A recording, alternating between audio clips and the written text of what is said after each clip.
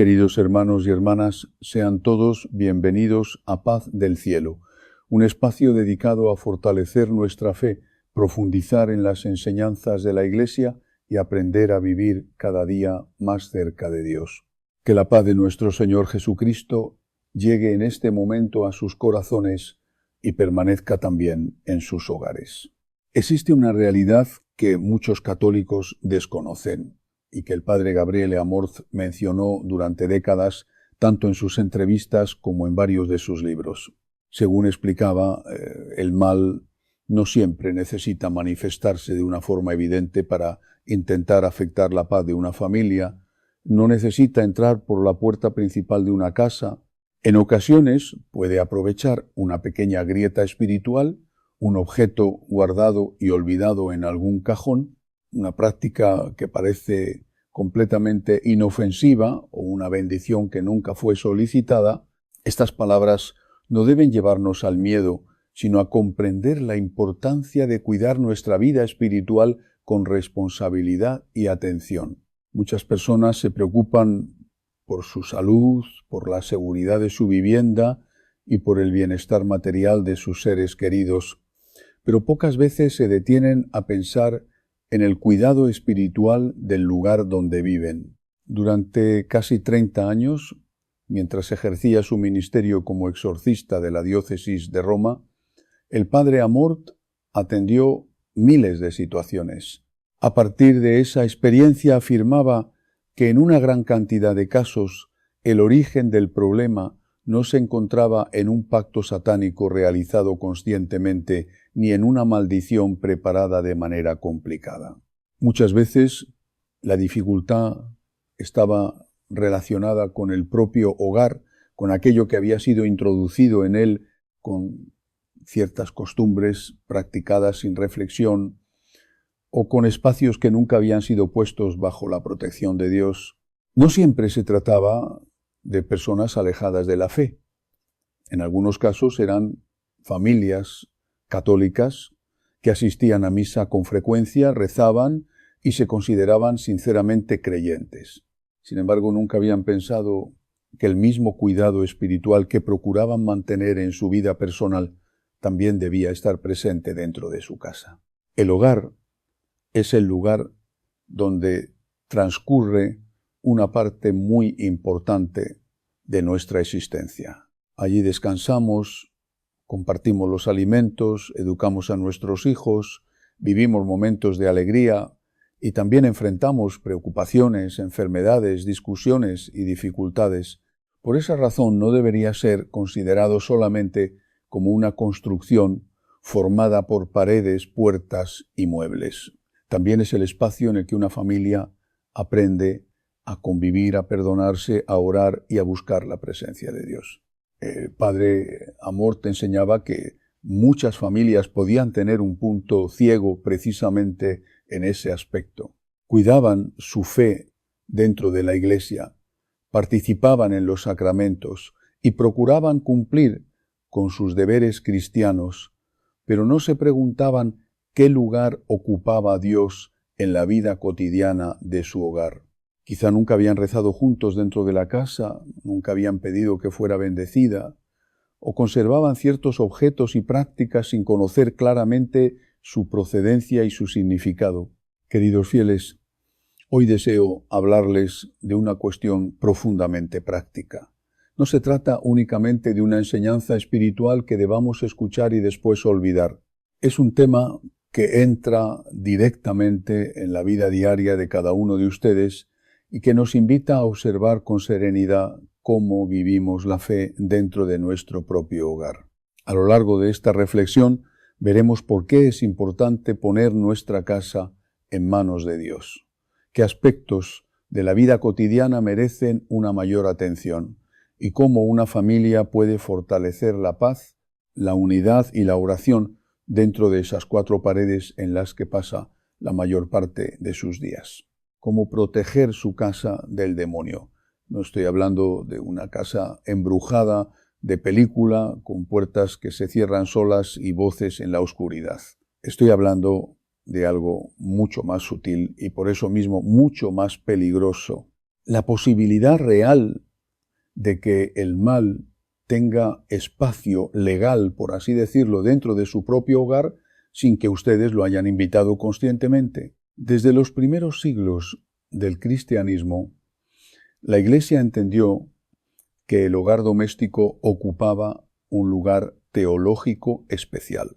Los primeros cristianos, perseguidos y sin templos públicos donde reunirse, celebraban la fracción del pan precisamente en sus propias casas, en lo que los historiadores de la Iglesia llaman las domus ecclesia, literalmente las casas iglesia. Esta tradición dejó una huella profunda en la espiritualidad católica. El hogar familiar no es un espacio secular separado de lo sagrado, sino una extensión natural de la vida de fe. Lo que el Concilio Vaticano II, siglos después, describiría con la hermosa expresión de iglesia doméstica. Si el hogar es efectivamente una pequeña iglesia, queridos fieles, entonces comprenderán por qué su protección espiritual no es un tema secundario ni supersticioso, sino una responsabilidad pastoral seria que cada familia católica debe asumir con la misma seriedad con la que cuidaría cualquier templo consagrado.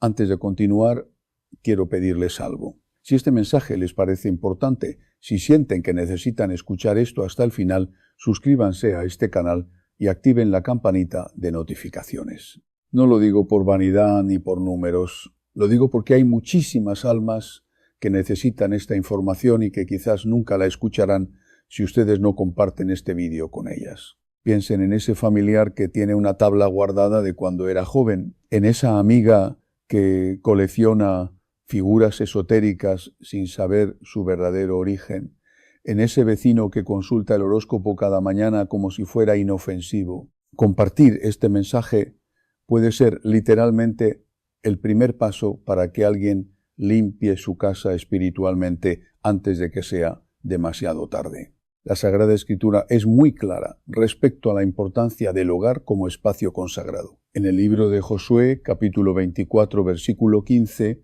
encontramos una de las declaraciones más contundentes de toda la Biblia sobre este tema. Por mi parte y por la de mi casa serviremos al Señor.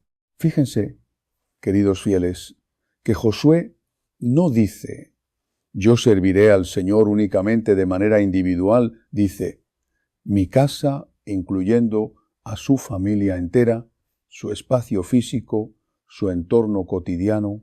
Desde los tiempos del Antiguo Testamento, la fe del pueblo de Dios entendía que el hogar no es un espacio neutro. El hogar toma partido o está consagrado a Dios o queda abierto a cualquier otra influencia que decida instalarse en él. El Catecismo de la Iglesia Católica, en su artículo 16070, enseña algo que tiene una aplicación directa a lo que estamos hablando hoy.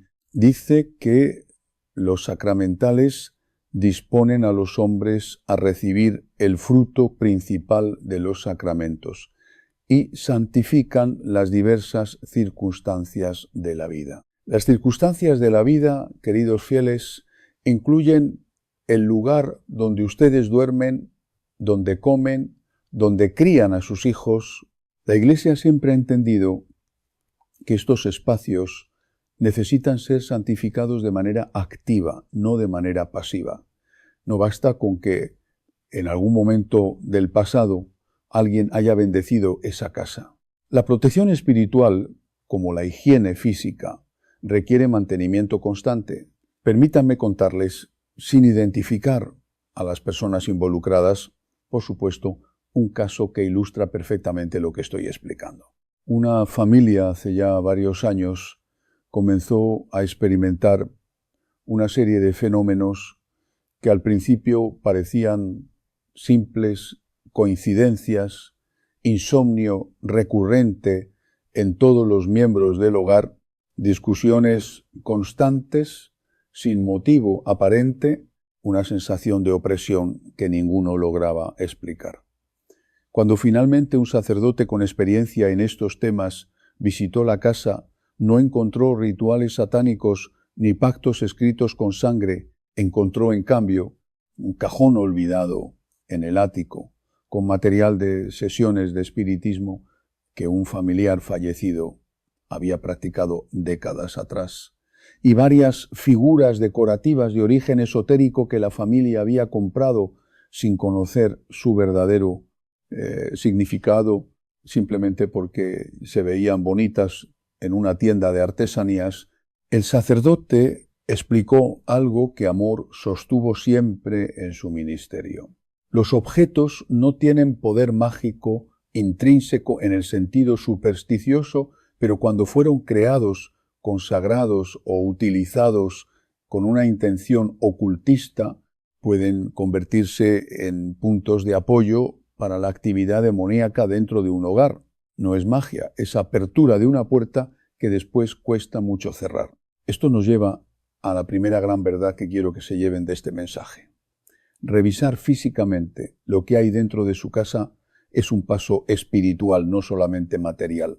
Amorth insistía constantemente en sus escritos en que muchas familias católicas, sin darse cuenta, conservan sus hogares objetos que jamás deberían haber entrado. Cartas de tarot heredadas de algún familiar, figuras de santería, amuletos de la suerte comprados en mercados turísticos, libros de brujería adquiridos por simple curiosidad juvenil, incluso juguetes relacionados con el ocultismo que terminan en manos de los niños de la casa sin que los padres lo noten. La recomendación es clara y firme. Estos objetos deben ser destruidos, no simplemente donados o regalados a otra persona, porque eso solamente traslada el problema.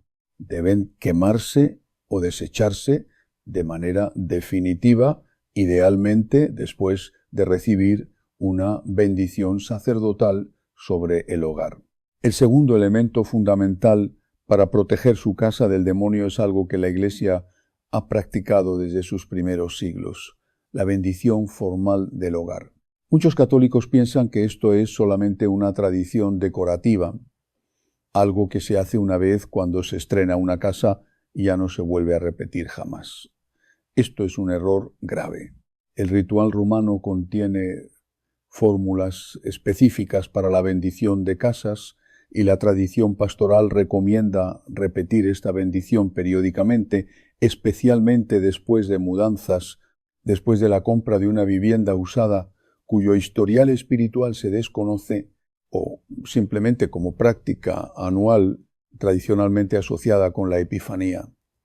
Cuando muchas familias católicas piden al sacerdote que visite su hogar y trace con tiza bendecida las iniciales de los Reyes Magos sobre el dintel de la puerta principal junto con el año en curso. Si ustedes nunca han pedido esta bendición para su casa, les invito a que contacten a su parroquia esta misma semana. No es un trámite burocrático, es un acto espiritual con consecuencias reales. Al solicitar esta bendición, es recomendable que toda la familia esté presente, no solamente uno de sus miembros, porque el sacerdote recorrerá cada habitación de la vivienda rociando agua bendita y recitando oraciones específicas de protección, y la presencia activa y consciente de todos los que habitan la casa refuerza el sentido comunitario de este acto espiritual. Amorth recomendaba además que durante esta visita se aprovechara para que el sacerdote bendijera también los objetos religiosos del hogar, las imágenes, los rosarios, las medallas, de manera que toda la vida sacramental de la familia quedara renovada en un mismo momento. No es infrecuente que durante estas bendiciones salgan a la luz precisamente los objetos problemáticos que mencionamos antes, guardados sin que los propios dueños de la casa recordaran siquiera que estaban allí. Ahora bien, queridos fieles, quiero detenerme en un punto que Amorth explicaba con una claridad pastoral admirable: la diferencia entre una casa bendecida y una casa que vive en gracia. Una bendición sacerdotal es fundamental, pero no sustituye la vida sacramental de quienes habitan esa casa. Amor solía decir, casi con humor pastoral, que no sirve de mucho tener el agua bendita en la entrada si dentro de esa casa se vive de espaldas a Dios, si no hay oración, si no hay confesión frecuente, si el pecado se ha vuelto costumbre. La protección espiritual del hogar es, en el fondo, un reflejo de la protección espiritual de las almas que lo habitan. No podemos pedirle a un sacramental que haga el trabajo que le corresponde a nuestra propia conversión. Dicho esto, entremos en las herramientas concretas, prácticas que ustedes pueden aplicar hoy mismo en su hogar. La primera y más elemental es el agua bendita. San Pablo VI, y antes que él, muchos padres de la Iglesia enseñaron que el agua bendita es un sacramental con un poder específico. Repeler la acción del maligno gracias a la oración de exorcismo menor que se pronuncia sobre ella al bendecirla. Amor recomendaba tener agua bendita permanentemente en casa, no solamente en un recipiente decorativo cerca de la puerta, sino usarla activamente, rociar las habitaciones, especialmente los dormitorios, hacer la señal de la cruz con ella al entrar y salir de casa incluso en momentos de particular inquietud espiritual, rociarla en las esquinas de cada habitación mientras se reza el Padre Nuestro. El agua debe renovarse periódicamente. Un agua bendita olvidada durante años en un rincón polvoriento pierde su sentido pastoral, aunque sacramentalmente conserve su bendición. Vale la pena preguntarse por qué específicamente el agua fue elegida por la tradición de la Iglesia como vehículo de esta bendición protectora. La respuesta está profundamente enraizada en la Sagrada Escritura.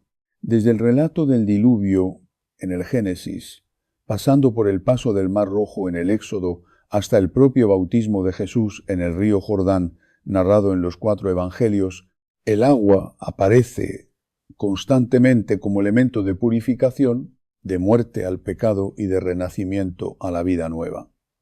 Cuando la Iglesia bendice el agua para uso doméstico, no está inventando una práctica nueva ni ajena a la fe, está aplicando a la vida cotidiana del hogar un simbolismo bíblico que atraviesa toda la historia de la salvación. Por eso Amor podía afirmar, sin ninguna exageración, que el agua bendita es probablemente el sacramental más subestimado por los católicos contemporáneos, precisamente por ser tan común, tan accesible, tan aparentemente sencillo. La segunda herramienta es el crucifijo, no como objeto decorativo, sino como presencia activa dentro del hogar. Amor C insistía en que cada casa católica debería tener al menos un crucifijo visible, idealmente en la sala principal o en la entrada, como recordatorio constante de que Cristo es el Señor de esa casa. El error que muchas familias cometen es guardar el crucifijo en un cajón para que no se vea muy religioso frente a las visitas. Una decisión que, sin exagerar, entrega simbólicamente el espacio a otras influencias. La fe no debe esconderse dentro de las propias paredes. Amort recordaba con frecuencia que el propio ritual de exorcismo instruye al sacerdote a sostener un crucifijo durante toda la ceremonia, precisamente porque la tradición de la Iglesia reconoce en este objeto, más que en cualquier otro, una fuerza espiritual concreta contra el maligno al representar directamente el instrumento mediante el cual Cristo venció definitivamente al pecado y a la muerte. La tercera herramienta profundamente ligada a la devoción mariana que tanto promovió Amor es el Santo Rosario rezado en familia dentro del hogar. Existe una diferencia real, pastoralmente hablando, entre un rosario rezado individualmente en cualquier lugar y un rosario rezado en comunidad dentro de las paredes de la propia casa. Cuando una familia se reúne para rezar el rosario en su sala, en su cocina, en el lugar donde comparten la vida diaria, ese espacio se va impregnando, por así decirlo, de una atmósfera de oración constante. Amor relataba que muchas familias que atravesaban dificultades espirituales serias experimentaban una mejoría notable simplemente al retomar esta práctica de manera constante, no ocasional. La cuarta herramienta son los sacramentales personales. La medalla de San Benito, cuya cruz contiene inscripciones latinas específicamente dirigidas contra la influencia del maligno, y el escapulario del Carmen, asociado a la protección mariana especial. Amor recomendaba que cada miembro de la familia, incluidos los niños desde temprana edad, portara alguno de estos sacramentales y que además existiera una versión de mayor tamaño colocada en un punto estratégico del hogar como la entrada principal. La medalla de San Benito merece una explicación particular porque su diseño no es decorativo, sino profundamente funcional desde el punto de vista espiritual. En su reverso lleva inscritas las iniciales de un exorcismo latino completo. Las letras que rodean la cruz corresponden a la fórmula crux sacra sit mihi lux, no draco sit mi dux, que se traduce como que la Santa Cruz sea mi luz, que el dragón no sea nunca mi guía. Y en el círculo exterior se lee Vade retro satanan quam sade mijibana sunt malacua elevas ipse venenabas es. Decir, retírate, Satanás. Nunca me aconsejes cosas vanas. Es malo lo que ofreces. Bebe tú mismo tu veneno. Esta medalla, aprobada y promovida oficialmente por la Iglesia desde hace siglos, no es un amuleto en el sentido supersticioso de la palabra. Es una oración condensada en metal, un recordatorio físico de que la protección viene de la cruz de Cristo, nunca de la medalla en sí misma considerada como objeto mágico. Amort insistía siempre en esta distinción, porque el peligro de caer en una fe supersticiosa tratando los sacramentales como talismanes con poder propio es tan real como el peligro de ignorarlos por completo. La quinta herramienta, y aquí quiero ser especialmente enfático porque es la más olvidada de todas, es la sal exorcizada. Existe una antigua tradición respaldada por rituales oficiales de la Iglesia de bendecir sal con oraciones específicas de protección y colocarla en los umbrales de las puertas y ventanas de la casa. Esta práctica, documentada desde los primeros siglos del cristianismo, simboliza la purificación y la preservación contra la corrupción, tanto física como espiritual, retomando la imagen bíblica que el propio Jesús utiliza en el Evangelio de Mateo, capítulo 5, cuando llama a sus discípulos la sal de la tierra, un elemento llamado a preservar y a dar sabor allí donde se encuentra, evitando la corrupción del entorno que lo rodea. Muchos sacerdotes con experiencia en liberación la recomiendan como complemento del agua bendita, especialmente en casos donde existe sospecha de opresión espiritual activa dentro del hogar. La práctica concreta consiste en colocar pequeñas cantidades de esta sal bendecida en los marcos de las ventanas y en los umbrales de las puertas, especialmente la puerta principal, renovándola periódicamente y siempre acompañando su colocación con una breve oración de protección para el hogar y para quienes lo habitan. Permítanme ahora explicar algo que Amors abordaba con frecuencia en sus conferencias. ¿Cómo opera el demonio dentro de un hogar cuando ha encontrado una puerta abierta? No suele manifestarse de manera espectacular desde el primer momento. El patrón habitual, documentado en cientos de casos pastorales a lo largo de la historia de la Iglesia, comienza con alteraciones sutiles, discusiones que antes no existían y que ahora se repiten sin motivo claro. Un ambiente de tensión que todos sienten, pero que nadie logra explicar racionalmente. Insomnio, pesadillas recurrentes, una sensación de pesadez entrar a ciertas habitaciones específicas. Con el tiempo, si la puerta permanece abierta y nadie interviene espiritualmente, estos fenómenos pueden intensificarse. Enfermedades físicas sin causa médica aparente, ruidos inexplicables, objetos que se mueven o desaparecen y, en los casos más graves, manifestaciones de opresión directa sobre alguno de los habitantes de la casa, particularmente los más vulnerables espiritualmente, como los niños o las personas que atraviesan crisis emocionales profundas. Amorth clasificaba, con base en su experiencia acumulada de décadas, 3 niveles distintos de influencia demoníaca dentro de un hogar, y explicarlos aquí les ayudará a entender mejor de qué estamos hablando.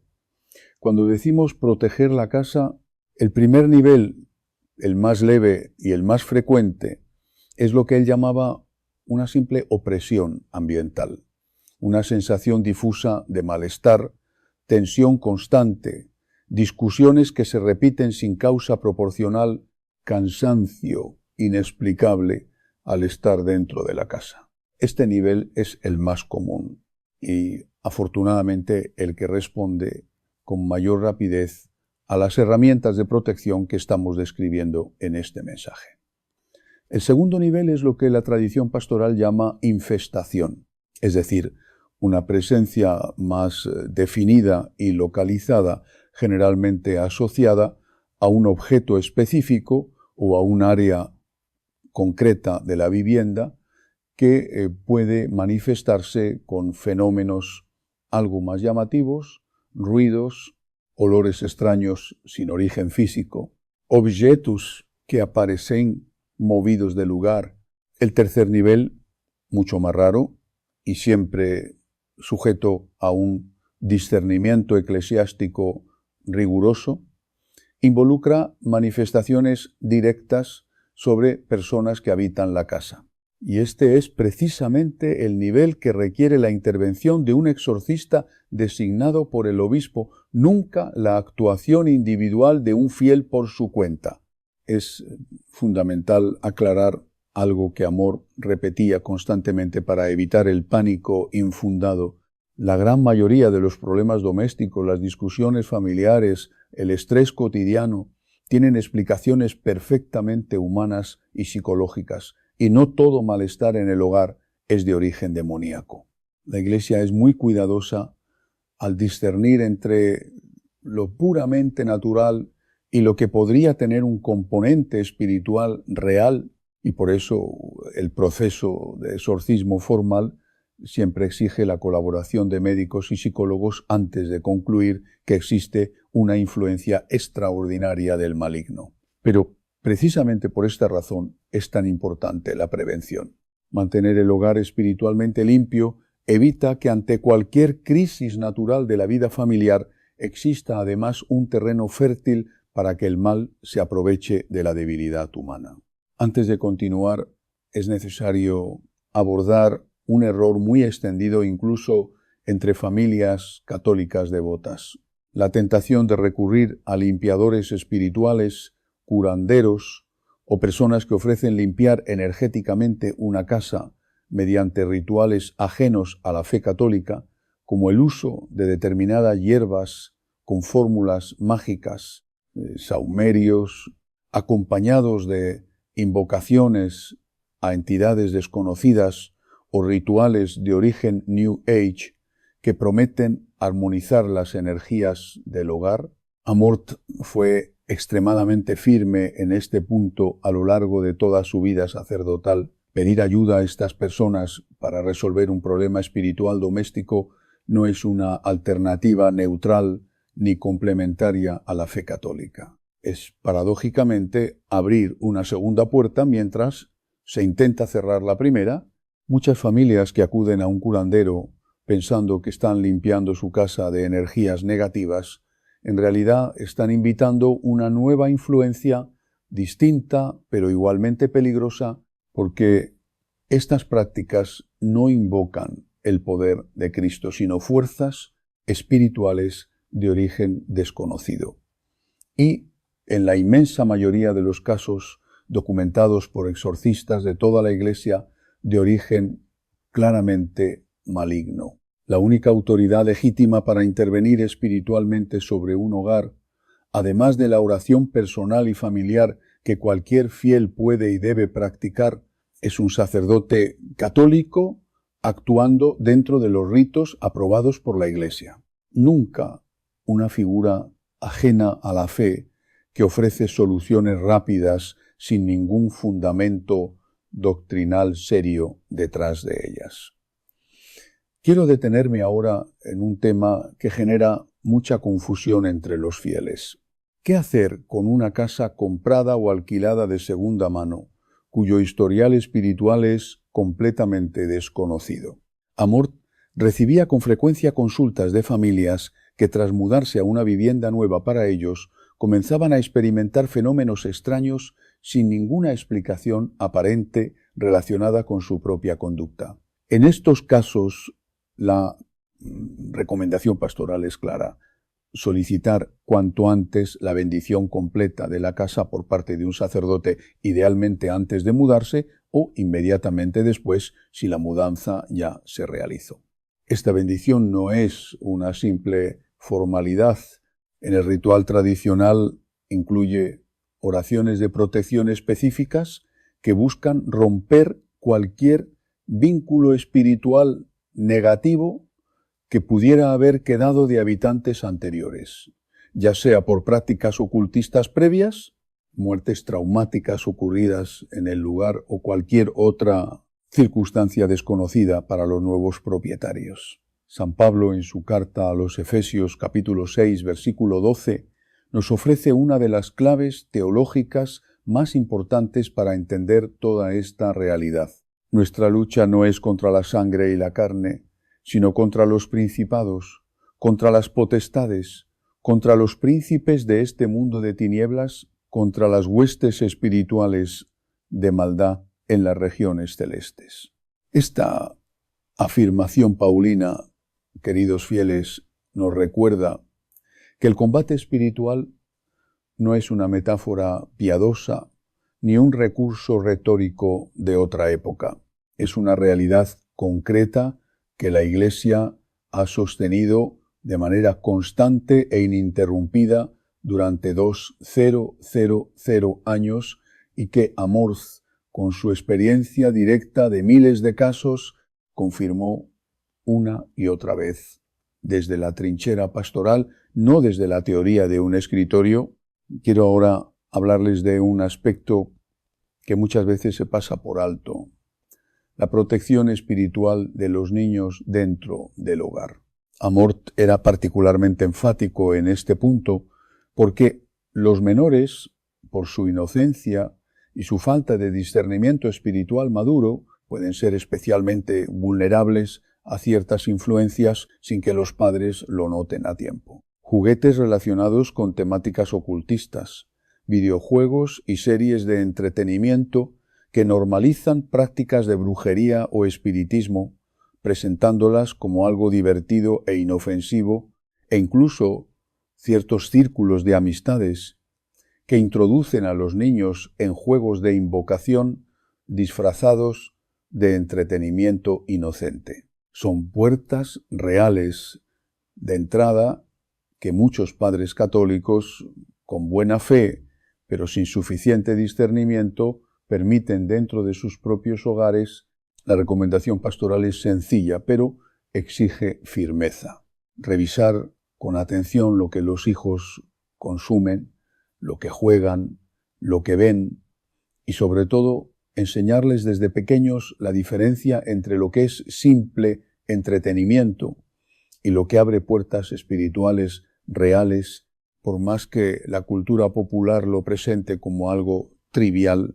Amort relataba con frecuencia que uno de los fenómenos que más había crecido durante los últimos años de su ministerio era la cantidad de adolescentes y jóvenes que llegaban a consulta después de haber practicado muchas veces en grupo y como simple entretenimiento entre amigos, juegos que imitaban sesiones de invocación espiritual popularizados por Internet y presentados como retos virales inofensivos. Explicaba que la intención con la que se realiza un acto tiene consecuencias espirituales reales, independientemente de si la persona cree o no verdaderamente en lo que está haciendo.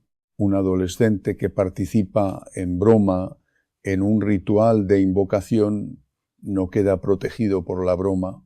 La apertura espiritual que ese acto representa no depende de la sinceridad de la creencia, sino de la naturaleza objetiva del acto mismo. Esta es una distinción teológica importante que muchos padres católicos desconocen y que Amorth explicaba con el ejemplo sencillo de una puerta física. Una puerta abierta por error o por juego sigue siendo una puerta abierta y cualquiera puede entrar por ella, tenga o no la persona que la abrió la intención de que efectivamente entrara alguien. Por esta razón, la educación espiritual de los hijos dentro del hogar no puede limitarse a prohibiciones genéricas. Amorth insistía en que los padres católicos deben explicar el porqué detrás de cada advertencia, formando el criterio de sus hijos en lugar de simplemente imponer reglas sin fundamento aparente. Un niño o un adolescente que entiende, de acuerdo a su edad, por qué ciertas prácticas son peligrosas espiritualmente, estará mejor preparado para resistir la presión social de sus amistades que uno que simplemente memoriza una lista de prohibiciones sin comprender su sentido más profundo. La catequesis familiar sobre estos temas, adaptada a cada etapa de desarrollo, es en sí misma una herramienta de protección espiritual del hogar, porque fortalece desde dentro a cada uno de sus habitantes y porque un hijo bien formado en la fe se convierte con el tiempo en un aliado activo de la protección espiritual de toda la familia y no en un punto de vulnerabilidad involuntaria. Dentro de las propias paredes del hogar. Otro elemento que Amorth destacaba con frecuencia era la importancia del ayuno y de la mortificación voluntaria como parte de la protección espiritual del hogar familiar. Jesús mismo, en el Evangelio de Marcos, capítulo 9, al ser interrogado por sus discípulos sobre por qué ellos no habían podido expulsar a un espíritu maligno de un niño poseído, respondió con una frase que se ha convertido en referencia constante de todo ministerio de liberación. Esta clase de demonios con nada puede salir sino con oración y ayuno. Esta enseñanza directa del Señor nos indica que la protección espiritual, tanto personal como familiar, requiere algo más que rituales externos. Exige un compromiso interior de sacrificio y disciplina. Una familia que incorpora momentos de ayuno voluntario, especialmente los viernes en memoria de la pasión del Señor, está fortaleciendo espiritualmente su hogar de una manera que ningún objeto bendecido puede sustituir por sí solo. La confesión frecuente, tanto de los padres como de los hijos, en edad apropiada, es otro pilar que Amorth consideraba absolutamente indispensable. Explicaba que el pecado no confesado, acumulado con el tiempo, genera lo que él describía pastoralmente como puntos de apoyo para la influencia del maligno dentro de la vida de una persona y por extensión dentro del ambiente familiar que esa persona comparte con los demás. Un hogar donde los padres se confiesan regularmente, donde se enseña a los hijos desde pequeños la importancia de este sacramento y donde el perdón mutuo se practica activamente después de cada conflicto, construye una especie de muralla espiritual que resulta extraordinariamente difícil de traspasar para cualquier influencia negativa externa. El Catecismo de la Iglesia Católica, en su artículo 1468, describe con precisión el efecto de este sacramento sobre la vida del creyente. El perdón de las faltas cometidas contra la comunión con Dios y con la Iglesia se otorga a los que se acercan a este sacramento con las disposiciones adecuadas. La reconciliación con Dios tiene como consecuencia, por así decirlo, otras reconciliaciones que reparan las demás rupturas causadas por el pecado. Fíjense, queridos fieles, en la expresión otras reconciliaciones que reparan las demás rupturas causadas por el pecado. Esto tiene una aplicación directísima a la vida familiar y doméstica que estamos analizando hoy. Cuando los padres confiesan sus faltas con sinceridad, no solamente se reconcilian con Dios de manera individual, sino que ese acto genera un efecto reparador en todo el tejido de relaciones que constituyen la vida del hogar. Los resentimientos acumulados, las heridas no sanadas entre esposos, entre padres e hijos, entre hermanos, funcionan espiritualmente como grietas abiertas en la estructura protectora de la casa. Amos observaba con frecuencia que familias con conflictos internos no resueltos durante largos periodos de tiempo presentaban un terreno mucho más fértil para cualquier tipo de influencia negativa que familias donde aún existiendo desacuerdos normales de la convivencia humana, existía una práctica constante de pedir perdón y de recibir el sacramento de la reconciliación. Quiero también mencionar la importancia de la Eucaristía dominical como centro de la protección espiritual familiar. Amors insistía en que ninguna familia católica debería considerar opcional la misa dominical, no solamente por obligación moral, sino porque la recepción frecuente de la Eucaristía en estado de gracia es, según su propia experiencia pastoral, la forma más poderosa de fortalecimiento espiritual disponible para cualquier fiel. Una familia que comulga regularmente, que vive la misa dominical como el centro de su semana y no como un trámite religioso más, está edificando su hogar sobre la roca más firme que existe, la presencia real de Cristo mismo. Permítanme ahora hablar de la oración de protección específica para el hogar, una práctica que muchos sacerdotes con experiencia en liberación recomiendan incorporar de manera regular, idealmente diaria, especialmente antes de dormir. Se trata de recorrer mentalmente o físicamente cada habitación de la casa, invocando la protección divina sobre cada espacio, pidiendo a San Miguel Arcángel que custodie las entradas, encomendando a cada miembro de la familia a la protección de su ángel de la guarda y cerrando con la oración a San Miguel Arcángel compuesta por el Papa León XI, que dice así: San Miguel Arcángel, defiéndenos en la batalla, sé nuestro amparo contra la perversidad y asechanzas del demonio. Reprímale Dios, pedimos suplicantes. Y tú, príncipe de la milicia celestial, arroja al infierno con el divino poder a Satanás y a los demás espíritus malignos que vagan por el mundo para la perdición de las almas. Esta oración, queridos fieles, no es simplemente una fórmula piadosa antigua, es un arma espiritual concreta que la propia Iglesia recomienda para el combate cotidiano contra el maligno y que Amorth rezaba personalmente todos los días de su vida sacerdotal. Además de esta oración específica, Amorth recomendaba incorporar en la rutina familiar nocturna un breve momento de examen de conciencia compartido, adaptado, por supuesto, a la edad de cada miembro de la familia, en el que cada persona revisara brevemente cómo había vivido ese día, agradeciendo lo bueno recibido y pidiendo perdón por las faltas cometidas antes de conciliar el sueño.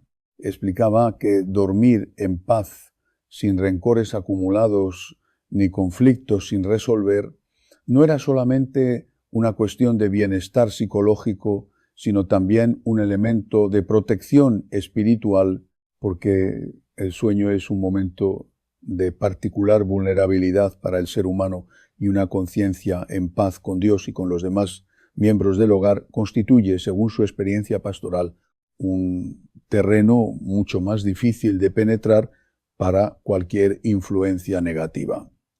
Otro elemento que Amor mencionaba con frecuencia y que muchas familias católicas ignoran por completo es la importancia de consagrar formalmente el hogar al Sagrado Corazón de Jesús o a la Sagrada Familia mediante una imagen bendecida colocada en un lugar visible de la casa, acompañada de un acto de consagración que puede repetirse periódicamente, especialmente en fechas significativas del calendario litúrgico.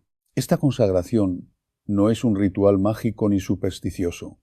Es un acto público y consciente de reconocer a Cristo como el verdadero dueño y protector del hogar, algo que tiene profundas raíces en la tradición espiritual católica desde hace siglos y que muchas familias han redescubierto en años recientes como parte de un movimiento más amplio de renovación de la fe doméstica.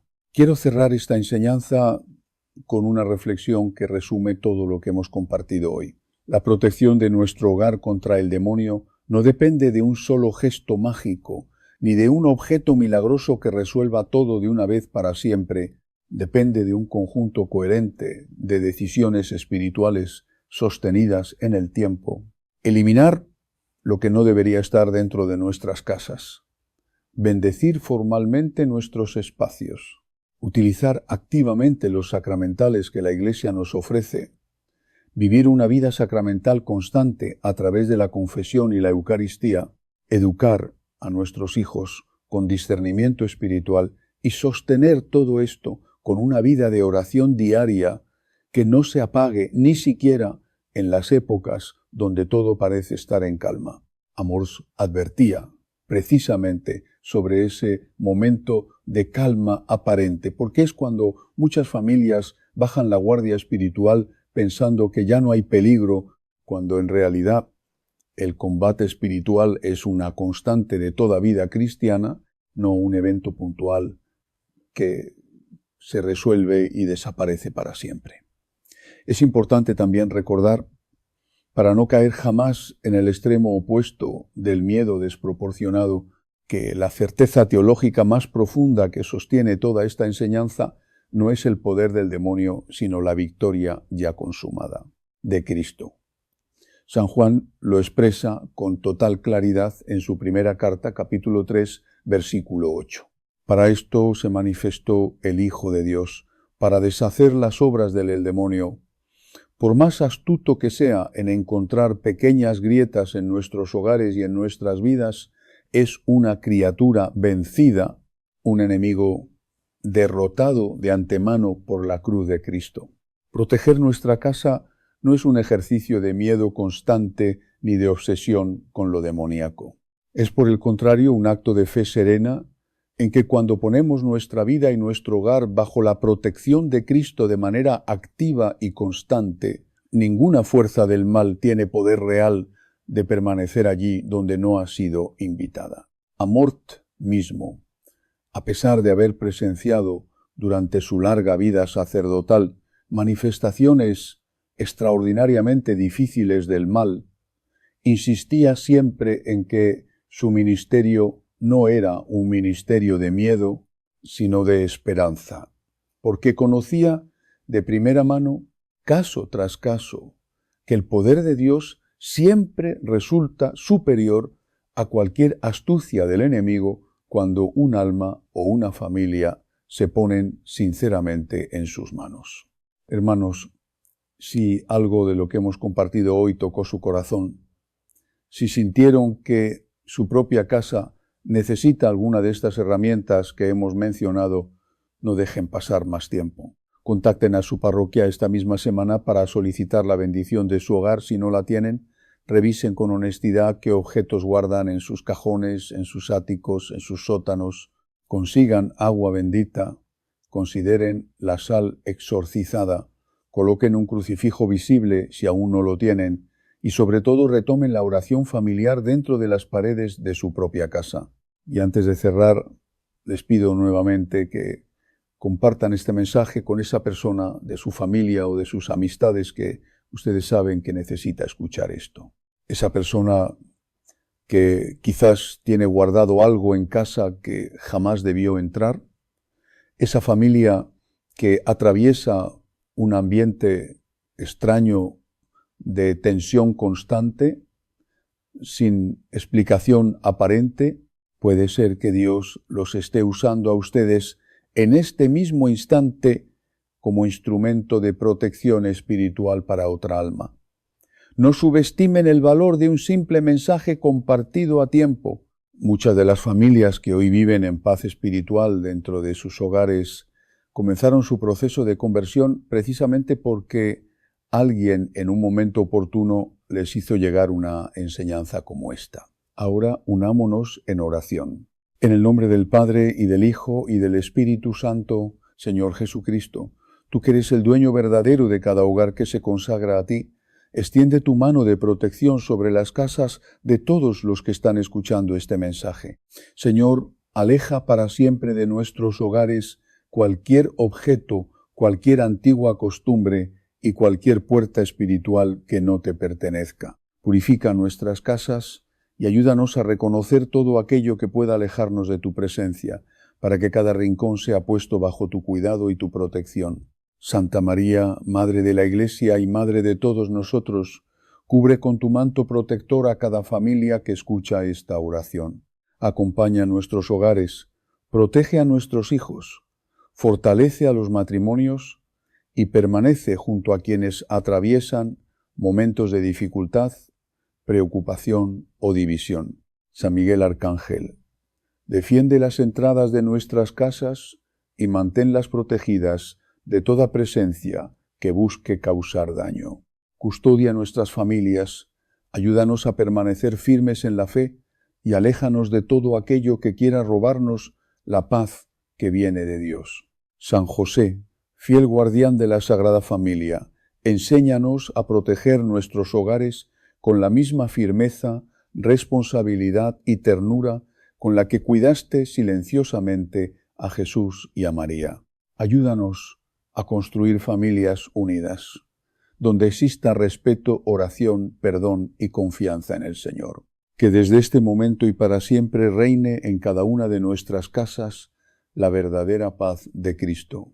Que ningún mal encuentre espacio entre nuestras paredes y que cada familia que escucha este mensaje tome hoy la decisión de renovar la consagración de su hogar a Dios, poniendo en sus manos todo lo que vive, todo lo que posee y todo lo que espera. Padre nuestro que estás en el cielo, bendice cada hogar, protege a cada familia y no permitas que nos apartemos de tu presencia. Que tu luz permanezca con nosotros y que tu amor guíe siempre nuestros pasos.